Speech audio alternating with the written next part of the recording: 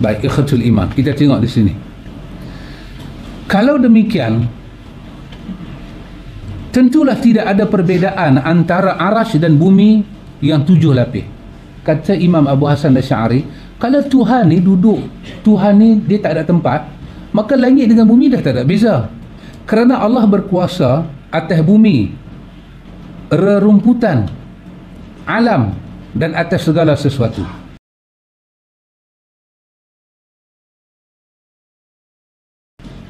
Jika Allah beristiwa di arasnya, bermakna merebut atau menguasai, sementara dia menguasai segala sesuatu, berarti dia beristiwa di atas arasy, bumi, langit, remputan dan kotoran, sebab dia maha kuasa atas segala sesuatu dan menguasainya. Bolehkah terima akidah lagu ni? Kita kata Allah berkuasa dan dia tidak bertempat, dan dia menguasai segala tempat-tempat ni. Benda kotor pun Tuhan kuasa. Kandang babi, kandang tu Tuhan berkuasa. Tuhan duduk dalam situ kan? Kalau kamu kata Tuhan ada di semua tempat, Tuhan berada di kandang babi, tak masuk akal. Pasal apa perkataan dia? Allah itu fi kulli makan. Bukan makan terkedarah ni. Makan. Makan ni mim kap alif nun. Makan bermakna tempat. Bermakna tempat. Dia kata Allah za'ama anna al-mu'tazilah wa jahmiyah wal hururiyah bi anna Allah ta'ala fi kulli makan. Telah mendakwalah mu'tazilah, jahmiyah dan hururiyah, Allah Ta'ala itu ada pada semua tempat. Jadi kata Imam Abu Hasan, maka arasy, bumi, rumput-rumput, tempat-tempat kotor, ini semua Allah kuasai dan Allah boleh berada di mana-mana. Tempat kotor Tuhan boleh duduk? Tak masuk akal. Ini akidah apa? Ini ikhwan, kita kata talbisul iblis. Sangat halus mainan iblis. Sampai si cakap dia tak sedar apa dia cakap. Maha tinggi Allah Ta'ala. Dengan demikian, jika Allah menguasai segala sesuatu dan tidak boleh bagi seorang Muslim menyatakan Allah bersemayam di atas rerumputan dan tempat-tempat kosong, Maha tinggi Allah atas demikian itu dengan ketinggiannya sebenar-benar, berarti tidak boleh mengerti istawa di atas arasy dengan erti istila atau istaula terhadap segala sesuatu. Dengan ini jelaslah bahawa makna istawa khusus di atas aras, tidak yang lain.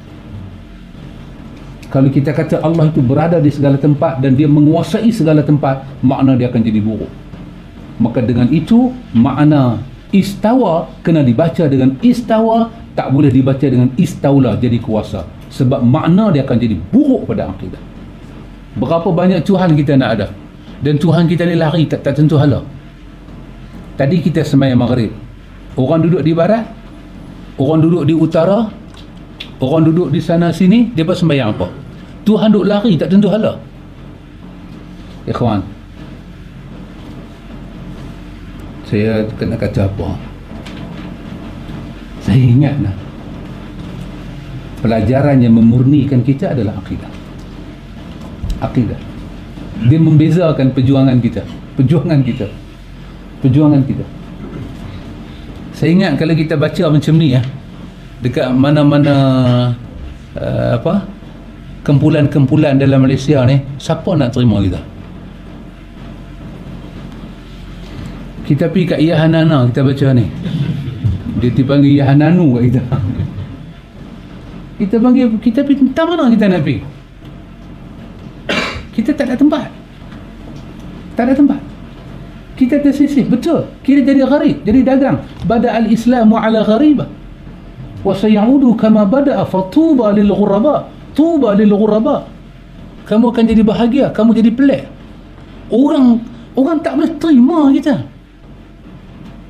Katalah dia panggil saya ceramah Isra Mi'raj, ambil. Saya pun ceramah gedebang-gedebu, ambil hati dia sikit, menyanyi Hindustan sikit, menyanyi gambar Indo sikit.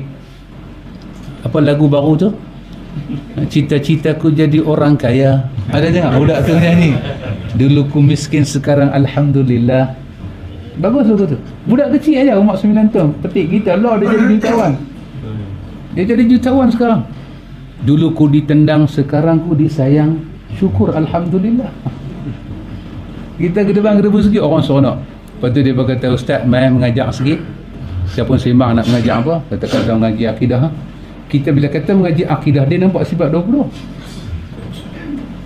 Kita nak mengaji akidah Ahlussunnah. Dia bila kata akidah Ahlussunnah, dia merujuk kepada buku akidah Ahlussunnah yang Mufti Sabah tulis. Dia merujuk kepada akidah Ahlussunnah yang ditulis oleh Sirajuddin Abbas yang Indonesia tu tulis. Dia tak memasukkan akidah yang kita nak baca ni. Kita nak baca akidah yang ditulis pada zaman salaf, zaman yang kita nak jadikan rujukan. Kita pun kata Tuhan itu bertempat. Dia tak boleh terima. Sekali ceramah, itulah kuliah awalan wa akhiran. Jemaah Abdillah kata betul, kaulah kekasih awal dan akhir. Akhir terus. Siapa nak terima ikhwan? Kita nak pergi mengajar di markas siapa? Markas siapa? Nak terang benda ni. Tak ada markas nak terima kita. Markas Sufi pun tak terima. Markas pun tak terima. Markus pun tak terima kita. Macam mana kita nak pergi belajar ni? Kita tak tahu akidah yang sebenar. Kita belajar buku ni, orang tak terima kita. Ustaz tak terima ustaz. Ustaz tak terima ustaz. Syekh yang tu cakap ni biar betul. Kita kata kita baca buku akidah Abu Hasan. Abu Hasan ni pun dia ni bukan Abu Hasan pencuri. Kan apa? Antu kan Abu Hasan Sabaruddin. Silap. Sabaruddin tukang kasut.